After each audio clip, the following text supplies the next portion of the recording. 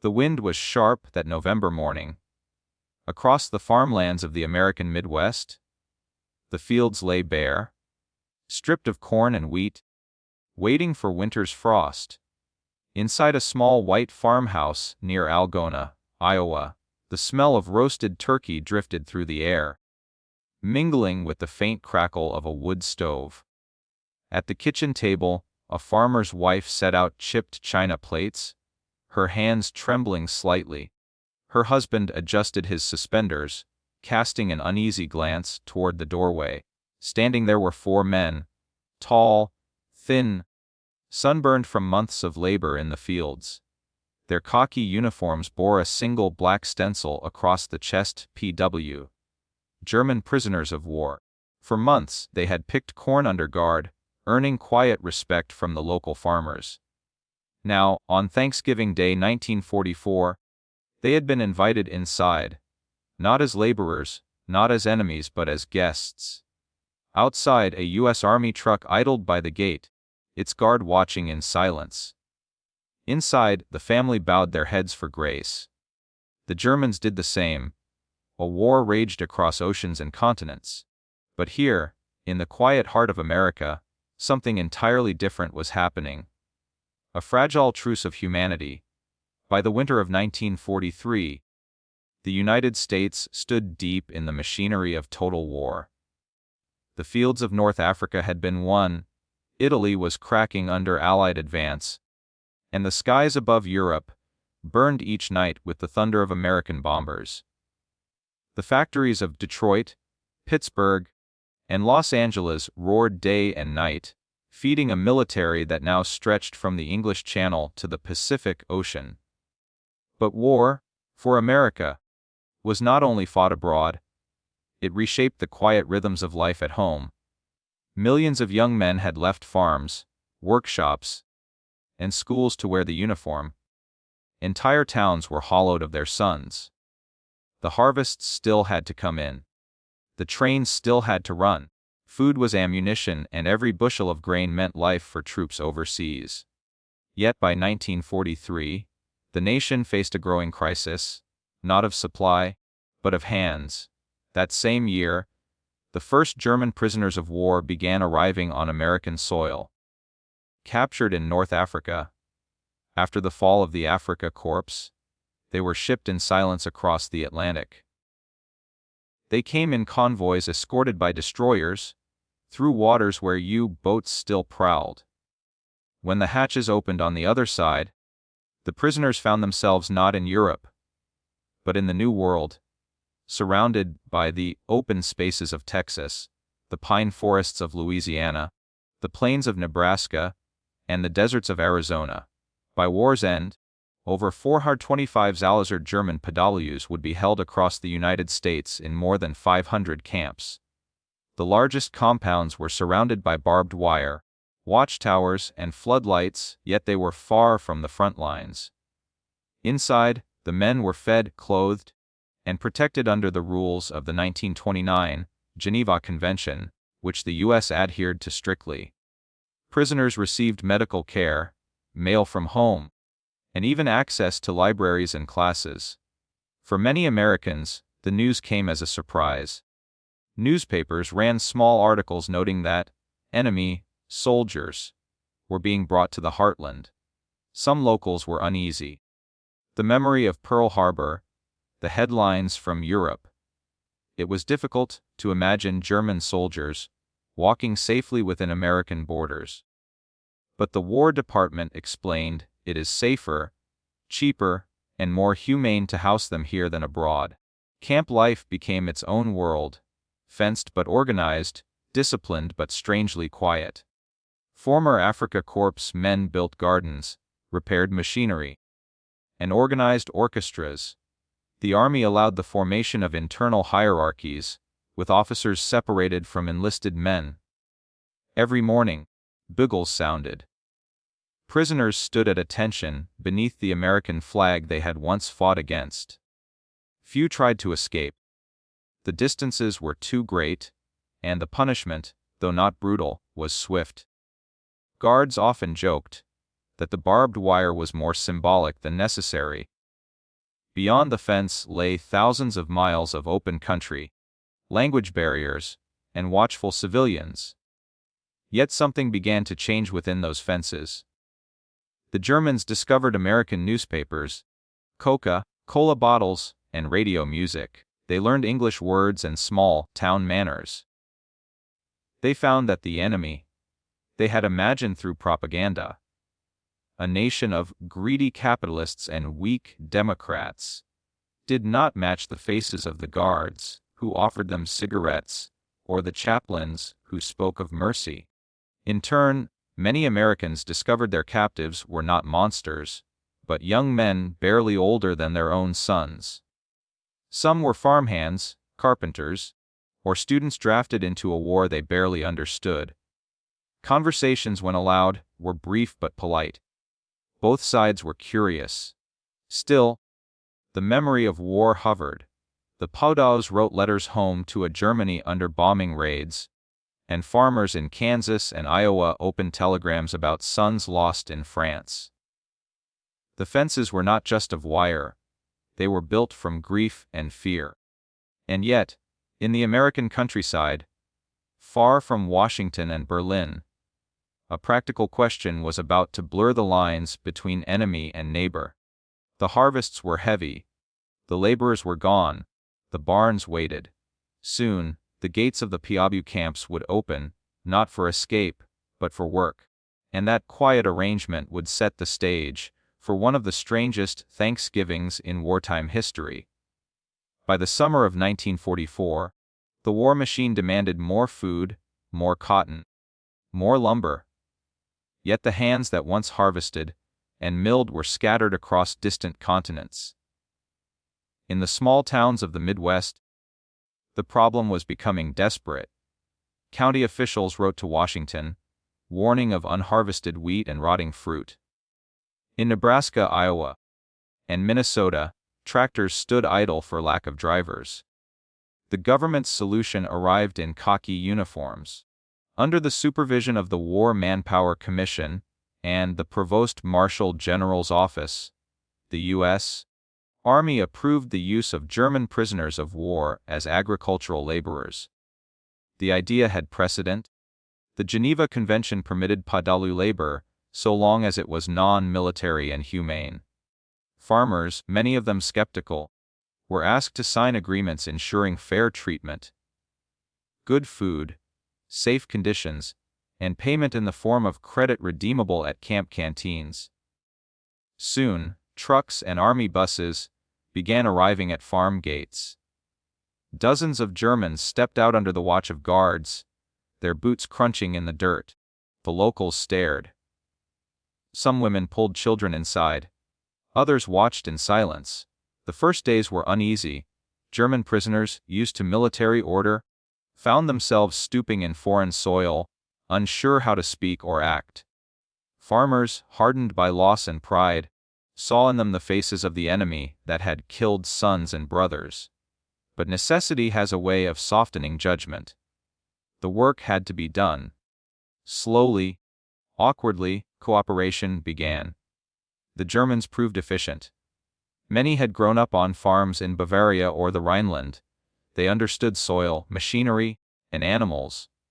They worked long hours without complaint, often singing in low voices as they loaded hay or picked corn.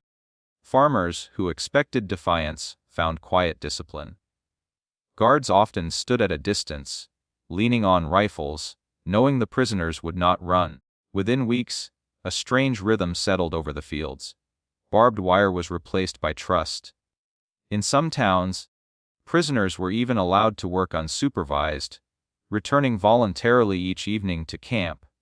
Reports circulated of farmers offering water, coffee, or tobacco to the men.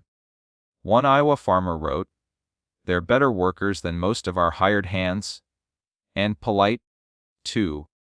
This uneasy coexistence deepened as autumn approached. The harvest was hard, but the weather mild. Leaves turned gold along the Missouri River, and trains carried endless grain cars eastward. In the camps, officers kept records, work quotas met. Hours logged, no major incidents. The experiment, it seemed, had succeeded. Yet beneath the practical arrangement, something more human was stirring. Both sides began to see reflections of themselves in the other. Some farmers spoke of their German ancestry, of grandparents who had once spoken the same language. A few POWs confessed surprise that Americans treated them with such decency, especially when Germany's own camps for Allied soldiers were notorious for cruelty. By November, talk of Thanksgiving spread through the towns. Newspapers carried recipes beside front-page war updates. The Allied armies were pushing toward the Rhine. Optimism mixed with exhaustion. Families prepared modest meals under rationing rules. A turkey if they could find one, canned goods if not. For many, this would be the third Thanksgiving without their sons. In the POW camps, the German men observed the preparations with curiosity. They had heard of this American feast, a holiday of gratitude and family. In their barracks, they received their usual rations, slightly improved for the occasion.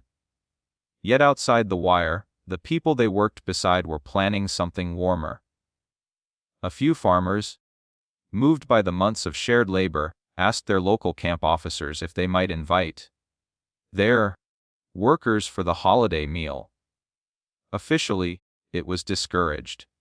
But in small towns, far from Washington's eyes, the rules could bend. The guards were wary too. The war's end seemed near. Compassion, once unthinkable, began to whisper through the cornfields.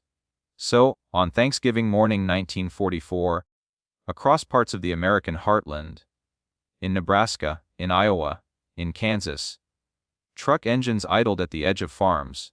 Men in khaki climbed down, brushed the dust from their sleeves, and followed the smell of roasting turkey toward the farmhouse door. They were the enemy. Yet, for one evening, they would be something else. The story of that day, and what it revealed about war, mercy, and the American spirit, would linger long after the last prisoner went home. War strips men of identity. But on the farms of America in 1944, humanity found its way back through work, weather, and small gestures. For many German prisoners, life in captivity had settled into a rhythm: wake at dawn, eat a tin breakfast, ride in trucks to the fields, return by sunset. It was hard labor, but honest labor, and far gentler than the front lines they had known. Over time, they came to see their captors less as enemies and more as employers, stern, cautious, but fair. For the farmers, too, the transformation was quiet but real. At first, every glimpse of a German uniform carried the sting of personal loss. Many families had sons in Europe. Some had received the dreaded Western Union telegrams marked WW2 Info Arm UU.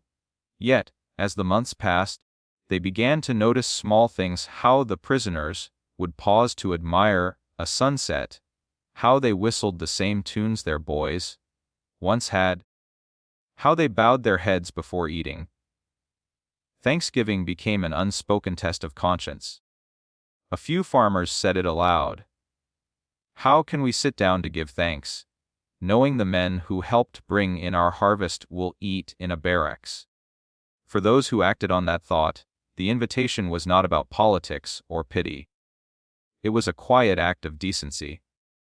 A way to say, we see you as men, not as monsters. Those who accepted the guests remembered the silence first. The Germans, shy and uncertain, removed their caps, not sure whether to speak. The farmers' children watched in fascination. The women, nervous but firm, filled the plates. There were few words, only gestures: a nod, a passing of bread, a shared smile. For a brief moment the front lines disappeared.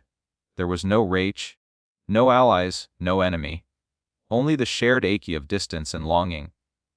And that, more than the food, would remain in memory long after the war ended. Behind every act of mercy, there is policy. The humane treatment of German POWs in the United States was not only a moral choice. it was a calculated one. The War Department and Provost Marshal General's office understood that news traveled even in wartime.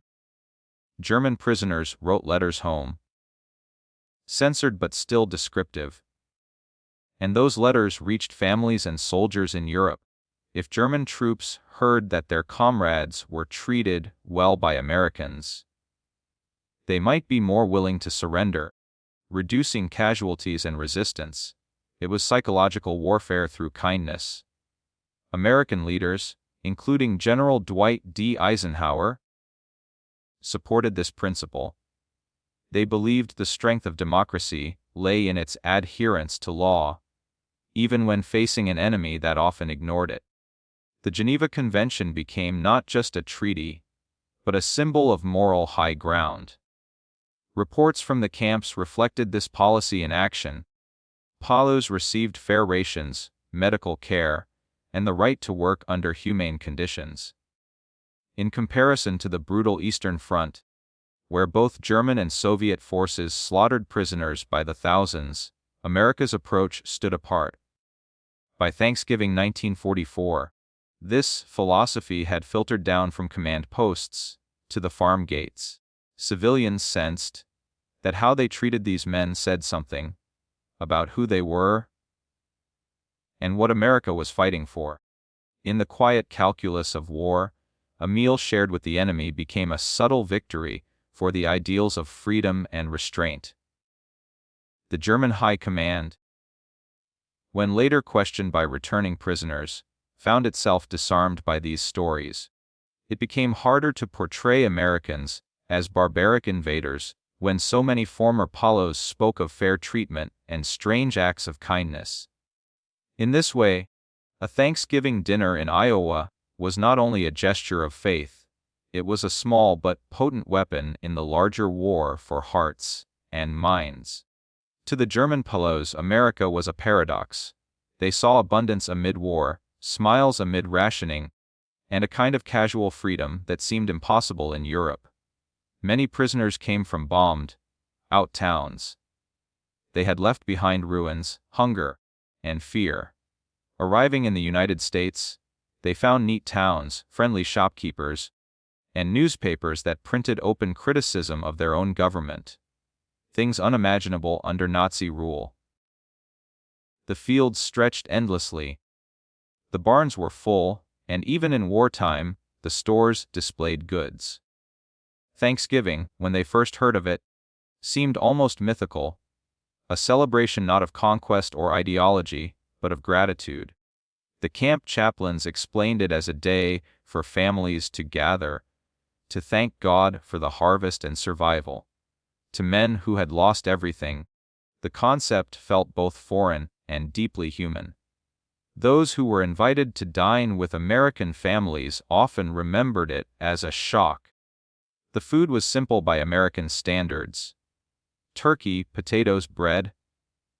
But to men used to rations, it felt like a banquet. They wrote later of the laughter of children, the clink of plates, the awkward smiles. One former prisoner recalled, "It was the first time I felt like a man again, not a number." Culturally, the meal revealed something profound about both sides. For the Americans, it confirmed the power of their own ideals, that generosity could exist even in the shadow of war. For the Germans, it shattered propaganda-fed illusions. Many carried that memory home after 1945, speaking of a kindness that made them question everything they had been told. It was a feast that nourished more than bodies. It fed the fragile beginnings of reconciliation. The war was still raging across Europe. The Battle of the Bulge loomed. Yet, amid the frost and corn husks of the American heartland, strangers had broken bread together. And with that act, something shifted, not in armies or borders, but in hearts. The war in Europe was fought with tanks and rifles, but in the American heartland, it was fought inside the mind. For the German POWs, captivity carried an invisible weight: shame, confusion, and the slow erosion of identity. Many had been told that surrender was dishonor, that the Americans would kill or torture them. Yet, instead, they found safety, regular meals, and the hum of distant radios playing swing music. It was a dissonance too great to ignore. In the camps, some clung fiercely to Nazi loyalty, forming small groups that tried to enforce ideological purity. But exposure to American life began to fracture that belief. The work programs, the simple decency of civilians, and the fairness of guards chipped away at years of indoctrination. Psychologists from the War Department later noted that human contact proved more effective than propaganda leaflets. That Thanksgiving moment, sitting at a family's table, being handed a plate of food, became for many the emotional breaking point. They were no longer nameless soldiers in a totalitarian army. They were men again, seen and fed by those they had been told to hate. For the Americans, too, the psychological shift was profound. To sit beside a German, knowing your own son might be fighting men like him across the Atlantic, demanded emotional discipline, even courage. Some admitted later that it was harder than facing the enemy with a gun. The meal became an act of quiet defiance against hatred itself. What neither side fully realized then was that these small human encounters were rewiring the post-war psyche. They were seeds of empathy sown amid the ashes of war.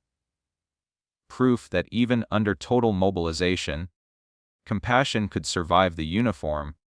Behind the barbed wire, everything was regulated. Every interaction between American civilians and prisoners required authorization, and yet, the Thanksgiving invitations that spread across the Midwest in 1944 often bypassed official channels. The U.S. Army's Office of the Provost Marshal General was responsible for the management of POWs. Manuals specified diet, housing, discipline, and labor. Commanders were reminded repeatedly, "These men are soldiers, not criminals." That distinction mattered deeply. It meant that, despite public resentment, the military insisted on professionalism. Still, military order was one thing, human kindness another. When farmers began requesting permission to invite POWs into their homes, many camp commanders hesitated. Regulations allowed controlled social contact for morale and assimilation, but dining inside a private residence was another matter. It blurred the line between prisoner and guest. Yet, across parts of Iowa, Texas, and Minnesota, individual officers quietly allowed it. Some argued it would strengthen goodwill and reduce escape attempts. Others simply recognized the futility of forbidding compassion. Reports of Thanksgiving invitations reached regional headquarters, but discipline was rarely enforced. The war was nearly won, and everyone sensed it. In a few documented cases, local newspapers wrote of the events with restrained pride. Farmers share Thanksgiving spirit with German workers. Read one headline in a small town Iowa paper. Higher authorities, aware of public sensitivity, neither condemned nor celebrated these stories. They simply let them pass. Leadership, at every level, was walking a tightrope between the law of war and the instinct of humanity. The success of the POW program depended on trust, discipline, and the image of moral superiority. Too much leniency risked scandal, too much harshness risked losing that moral edge. In the end, the commanders understood what Washington never needed to say. Mercy was its own kind of strategy. History often records wars by their battles, not by their acts of grace. Yet, the small Thanksgivings shared between American families and German prisoners in 1944 reveal something quietly revolutionary: the moral courage of ordinary people. These farmers and their families were not idealists. They were practical, wary, and grieving. They rationed sugar, counted fuel coupons, and read casualty lists in the morning papers. They had every reason to hate the men who wore the enemy's uniform. And yet, they opened their doors. Their decision was neither sentimental nor naive. It was grounded in a moral intuition that decency should not depend on victory. In offering food, they were not excusing the war or its crimes. They were affirming a truth older than the conflict itself, that humanity cannot be rationed. This quiet rebellion stood in stark contrast to the brutality unfolding elsewhere. In Europe, prisoners froze in the Ardennes. In Asia, captives were starved and beaten. But in rural America, ordinary citizens were demonstrating a different kind of power. The power to treat the defeated with dignity. Moral historians later reflected that this humane treatment had long-lasting consequences. Many former POWs returned to Germany carrying stories of American fairness. Some became teachers, mayors, or diplomats in the new West Germany. They spoke of the Thanksgiving tables, of the farmers who shook their hands, of a country that fought hard yet forgave quietly. One German veteran, writing decades later, put it simply, "Why learn democracy not from books, but from the people who fed us?" Those words captured what no battlefield could, that the true victory of 1944 was not only in Normandy or Aachen, but in the humble kitchens of the American Midwest, where the spirit of Thanksgiving defied the hatred of war. The frost thickened across the plains that winter. The war was reaching its final crescendo in Europe. Soon, headlines would speak of the Ardennes, the Bulge, and the fall of Berlin. But for now, in the quiet of November, the story of Thanksgiving between enemies was only beginning to ripple outward, toward its turning point.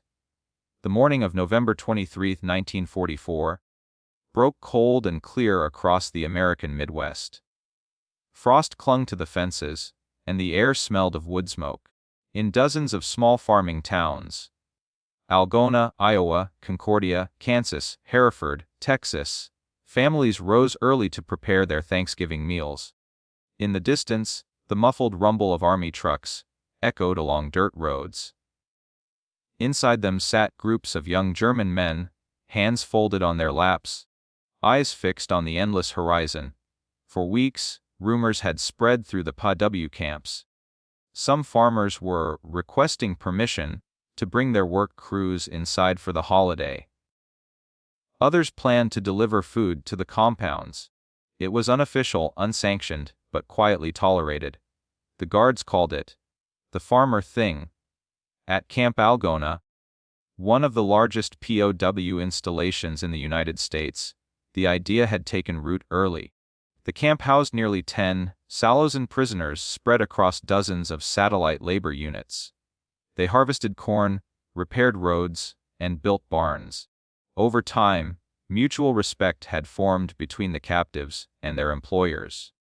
The men worked side by side, often under open skies without guards, a silent acknowledgement of trust. On that Thanksgiving morning, several local families drove up to the camp gates with baskets of food. The guards, uncertain but unopposed, opened the wire. The prisoners, stunned, carried the baskets to their barracks. Roasted turkey, pumpkin pie, loaves of bread. Others were invited directly to farmhouses nearby, a privilege unthinkable just months earlier. One report from Pottawatomie County, Iowa, described a meal shared by a family of 4 and 2 German laborers. The men removed their caps, bowed their heads during grace, and ate slowly, still half in disbelief. When the farmer's daughter asked if they celebrated anything like this in Germany, one prisoner replied softly, "Not anymore." In Kansas, near the town of Concordia, a farmer named Ralph Peters later recalled the moment. He invited 3 prisoners from his work crew to dine with his family. They looked at each other like they thought it was a trick, he said. But once they sat down, they didn't say much. Just kept thanking my wife for the food. My boy was fighting in France, But somehow it felt right. These moments unfolded quietly, unrecorded by official history, but preserved in letters and memories. For the prisoners, it was the first time in years they had felt warmth unconnected to duty. For the Americans, it was a glimpse of what victory might mean, not vengeance, but peace. The contrast to the broader world could not have been sharper. That same week, across the Atlantic, the Allied advance in Europe had slowed amid fierce German resistance. The Battle of the Bulge was weeks away. In the Pacific, U.S. Marines were dying by the thousands on the beaches of Peleliu and Leyte. The newspapers carried headlines of blood and endurance.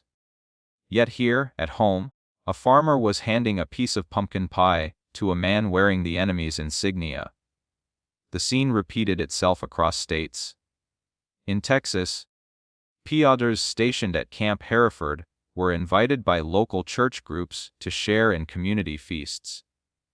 The chaplain's report from that camp later noted, "The gesture was well received by both sides, and no incidents occurred. The prisoners appeared deeply moved." Even within the camps, Thanksgiving was marked with symbolic gestures. American officers authorized a special meal, extra meat, fruit, and sweets.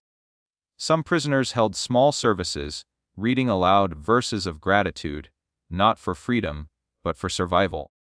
One of the most remarkable accounts came from a prisoner named Friedrich Becker. Later interviewed in Germany in the 1980s, he recalled a Thanksgiving in Nebraska where he and several fellow POWs were invited to dine with a farm family. "They asked us to sit. We were shy. They said grace. I remember the smell of turkey and the quiet. No one talked about war. Afterward, the man shook my hand and said, 'When this is over, go home to your family.' I never forgot that." That handshake became, for many like Becker, the symbol of a turning point, a collapse of enmity more powerful than any surrender. As twilight fell across the plains, the prisoners returned to their trucks. The guards counted heads, but their posture was relaxed. The Americans waved from their porches. The Germans waved back. For a few fleeting hours, the war had stopped. Not in Europe, but in the hearts of those who had lived it too long. The U.S. government would never issue any official record of that Thanksgiving. It was too small, too personal, to merit reports or commendations. Yet, the moral echo of that day traveled farther than any order. It marked the moment when the idea of retribution gave way to reconciliation. The frost thickened, and darkness settled. The prisoners were driven back to their compounds. Inside the trucks, they sat in silence, not as soldiers, but as men remembering warmth. It would be the last peaceful Thanksgiving before the war's end. The next morning, November 24, 1944, the frost still clung to the barns and windowsills. In most of the Midwest, life resumed its wartime rhythm. Farmers hitched wagons. Guards rolled trucks back to the camps, and newspapers returned to their usual dispatches from Europe. But beneath the surface, something had shifted. Quietly, irreversibly, word of the Thanksgiving invitations began to spread, carried by letters, gossip, and local reporters. A few small, town papers printed cautious stories under headlines like, "Farmers Share Dinner with POW Workers," or "Enemy Soldiers Join in Local Holiday Feast." Some editors praised the humanity of the gesture. Others warned that such leniency might soften the public's will. The War Department, when informed, reacted with silence. No official reprimands were issued, but informal reminders circulated. POW, civilian contact should remain limited and supervised. The U.S. government understood the fine balance between moral example and public perception. Too much tolerance, they feared, could provoke backlash among families who had lost loved ones overseas. And yet, among those who had shared the table, There was no regret.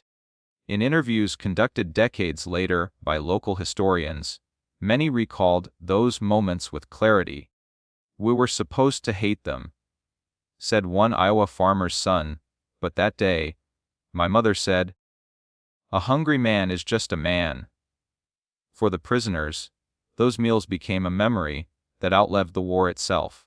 Many later described them as the day they began to question the ideology that had brought them there. One former Luftwaffe mechanic, Karl Mueller, remembered standing at the window of a Nebraska farmhouse that afternoon, watching snow fall as the family played a radio. "I heard American voices laughing," he said years later. "It was not propaganda, it was peace. It was real." Back in the camps, whispers of the Thanksgiving dinners circulated among prisoners. Some believed the Americans were trying to win their loyalty. Others simply called it the day the enemy fed us. In letters home, censored though they were, prisoners wrote carefully, "We were treated with kindness by the farmers. The people here are not what we were told." These words found their way back to Germany, into mailbags, opened by families sheltering from air raids, into conversations between soldiers on the Western Front. And slowly, they chipped at the propaganda walls built by the Reich. If the enemy could show mercy, perhaps the war was not what they had been made to believe. Across the ocean, the reality of total war continued unabated. The Ardennes was becoming a frozen inferno, the Battle of the Bulge raging in December. Tens of thousands were dying on both sides. Yet, even as Europe burned, the idea of compassion had taken root far from the front lines. A few American officers began to notice its quiet effect. Reports from the Provost Marshal General's office noted an increase in voluntary compliance among POW laborers and fewer escape attempts. Guards described prisoners as orderly, disciplined, and responsive. Some analysts later speculated that the humane treatment, symbolized by acts like Thanksgiving, had directly contributed to maintaining control over the vast POW system with minimal manpower. In moral terms, it had achieved something more lasting. The Thanksgiving dinners blurred the clean lines between victor and vanquished. They made visible the human cost of war and its possibilities of redemption. Of course, not everyone approved. Some Americans viewed the gesture as dangerous sentimentalism. Letters to editors complained, "Our boys freeze in France while we feed the men who fight them." Others worried about spies or ideological infiltration. The Office of War Information debated internally whether to publicize such stories, eventually deciding to let them fade into local lore. But history has a way of preserving what bureaucracy forgets. After the war ended in 1945, when the German prisoners began to be repatriated, many carried with them photographs and mementos given by their American hosts. Some exchanged letters for years afterward. One family from Kansas received a note in 1947 from a former prisoner named Hans Richter, who wrote, "You taught me what victory should look like, not guns but grace." By then, the war was over, and the Cold War was dawning. Yet the legacy of that Thanksgiving, of humanity amid hostility, had begun to echo through the early years of reconciliation. In Germany's rebuilding, stories of fair treatment in America helped shape the attitudes of a new generation. The Marshall Plan, launched a few years later, found fertile ground in a nation whose veterans had already glimpsed a different kind of America. Not the conqueror, but the helper. Looking back, historians now mark that winter of 1944 as more than just a logistical moment in POW management. It was the moral turning point of the American home front.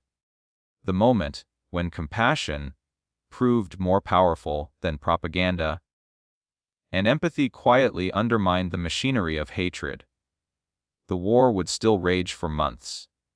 But for a few fleeting hours on Thanksgiving Day, the world had been reminded that even enemies could break bread together. And from that silence around the table, that brief, shared grace, a seed of peace began to grow. When the guns finally fell silent in Europe on May 8, 1945, the prisoners in America heard the news through the static of camp radios. Victory in Europe. The war that had carried them across an ocean was over. Some cheered, not for Germany's defeat, but for the end of uncertainty. Others stood in silence, unsure what came next. Across the American heartland, thousands of POWs were still working the fields, mending fences, driving tractors. Their labor had helped feed a nation at war. Now, their usefulness was fading, and repatriation loomed. But departure would not be simple. The Geneva Convention required that prisoners be returned home as soon as possible, after the cessation of hostilities. Yet in the aftermath of total war, transportation and administration moved slowly. For months, tens of thousands of German prisoners remained scattered across the United States, waiting in camps that were already being dismantled. For many Americans, their presence no longer provoked anger. They had become part of the landscape. The quiet men in khaki who built roads, stacked lumber, and harvested corn. When news came that they would soon be sent home, more than a few farmers felt something unexpected: sadness. Letters began to circulate. Farmers wrote to camp commanders, asking if they could correspond with their men. Some families prepared small farewell gifts: tobacco pouches, Bible verses, hand-knitted scarves. In Kansas, a group of women baked pies for the departing POWs, sending them off with the same kindness they had shown that Thanksgiving months earlier. The prisoners, too, left behind traces of gratitude. At Camp Algona in Iowa, they built a small chapel out of scrap wood, complete with hand-carved altars and painted murals. It was a gift to the town that had treated them with dignity. The chapel still stands today, a silent testament to a brief peace inside a time of war. For many, that Thanksgiving remained their most vivid memory of America. Decades later, when historians and journalists tracked down former POWs in Germany, they spoke of the holiday as if it had happened yesterday. "They fed us," one recalled, "even when they had little. I had not known such generosity back in America." The returning veterans, the men who had fought in Europe, heard those stories too. Some found it hard to understand. Others found comfort in the idea that their enemies had been treated humanely. "It means," one former soldier wrote to a local paper, "that we did not become like them." As prisoners were repatriated, the Army implemented Operation Paperclip and other programs that quietly retained a small number of German specialists, scientists, engineers, and technical experts who would later shape the Cold War. But the vast majority of POWs, nearly 372,000 men, were shipped back to Europe between 1945 and 1946. Their journey home was long. From camps in the Midwest, they were transported by rail to the East Coast, boarded onto troop ships, and carried across the Atlantic, often still wearing the same faded uniforms they had worked in for years. Some were sent first to Britain or France for further labor, others directly to a shattered Germany that no longer resembled the nation they had left.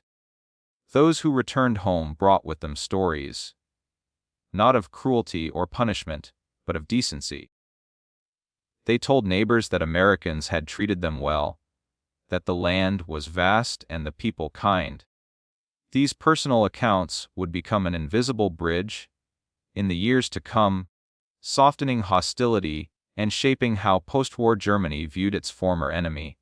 In the U.S., life gradually moved on. The POW camps were dismantled.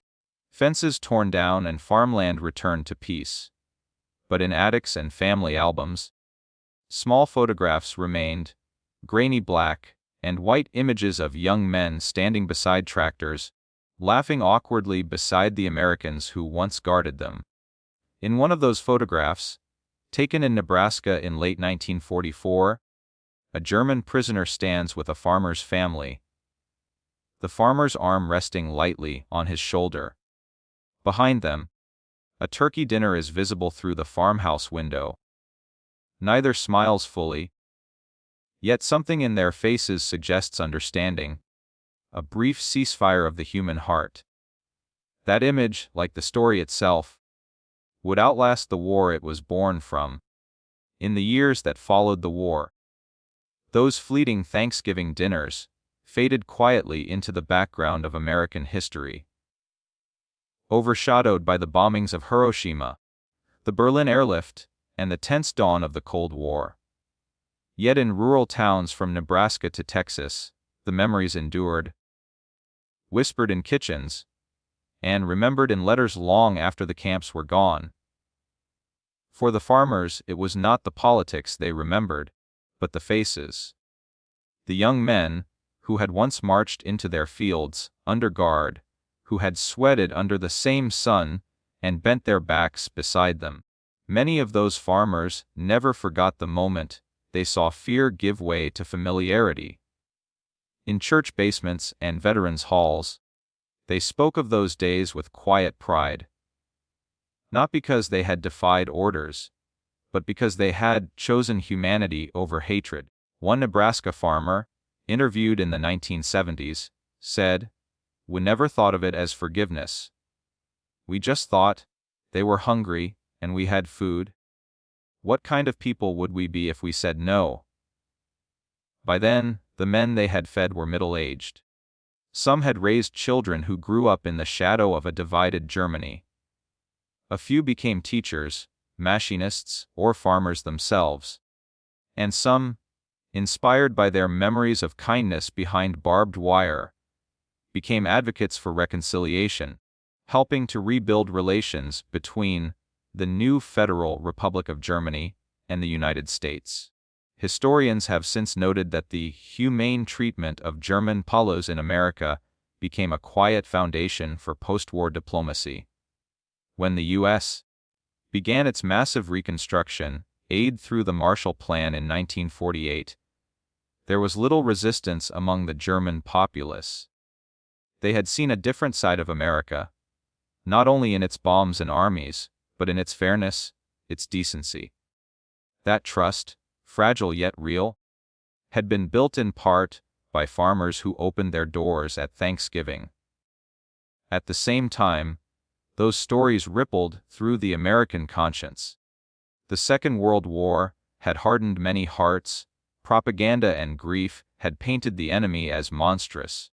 But the Thanksgiving of 1944 offered a counter-image, one of compassion without surrender, mercy without weakness. It reminded a nation that even in total war, decency could survive. Some theologians and writers of the 1950s even cited the episode as an example of Christian ethics under strain. The idea that moral conviction should outlast hatred. Others saw it as evidence of the American belief in redemption, that even an enemy could be given a seat at the table. In museums and local archives today, a few artifacts from that moment remain. A menu printed for the Thanksgiving meal at Camp Algona lists roast turkey, mashed potatoes, corn, and pumpkin pie, the same as any American table that day. A faded photograph shows German prisoners bowing their heads as a local pastor offers grace. No flags, no slogans. Only a moment of shared silence. When some of those same men returned decades later as tourists, they sought out the families who had once fed them. One, Friedrich Klein, returned to Iowa in 1983. He found the farmhouse gone, replaced by a new home built by the farmer's grandson. But the grandson, having heard the story since childhood, welcomed him in any way. "Grandfather," said, "you were the one who fixed the tractor. he told him. He never forgot you. They sat down at the table and shared coffee. Klein left a small gift, a framed photograph of that 1944 Thanksgiving, the two families together, American and German, their faces lined with fatigue, but lit with something more enduring than war. These were not grand gestures of diplomacy or power. They were the quiet echoes of decency, rippling through time. And in that sense, the Thanksgiving of 1944 was never just a holiday. It was a statement that mercy could coexist with strength, that gratitude could transcend flags, and that even amid the darkest years of human conflict, ordinary people could still choose light. It proved something fundamental about the human condition, that compassion is not the opposite of victory. It is its truest form. And though few history books record it, those dinners stand as one of the war's most profound victories. Not on any battlefield, but at a simple wooden table under the soft light of an American farmhouse. The war that engulfed the world left behind a landscape of graves, ruins, and haunted memories. Yet somewhere within that vast darkness, a few small lights endured. Quiet gestures of humanity that refused to die. The Thanksgiving shared between American farmers and German prisoners was one of them. It was not recorded in grand reports or military communiques. It carried no medals, no orders, no victory banners. It was a whisper, a single act of grace in a time of hate. And yet, it mattered. Because in that moment, across the fields of Iowa, Kansas, and Nebraska, ordinary people defied the logic of war. They looked at the faces of the enemy and saw instead sons and fathers, hungry, weary, far from home. They set aside politics and grief and chose something deeper: decency. History often measures nations by their power, by battles won, empires built, or enemies defeated. But the truest measure lies in moments like these, when conscience overrules fear, when compassion outlasts propaganda, when the human heart proves stronger than the machinery of hate. That Thanksgiving did not change the course of the war. It changed something quieter, something inward, a reminder that even amid destruction, humanity could still recognize itself. Years later, when those German prisoners returned home and spoke of the kindness they'd known in America, they carried more than gratitude. They carried proof that mercy was still possible, that a better world could be built not from domination, but from understanding. The war ended, nations rebuilt, generations passed. But somewhere in the heartland, the memory of that day remains, in stories told over dinner tables, in faded photographs, in the echo of grace, said once in two languages. And perhaps that is how history truly moves forward. Not through the noise of victory, but through the quiet courage of kindness.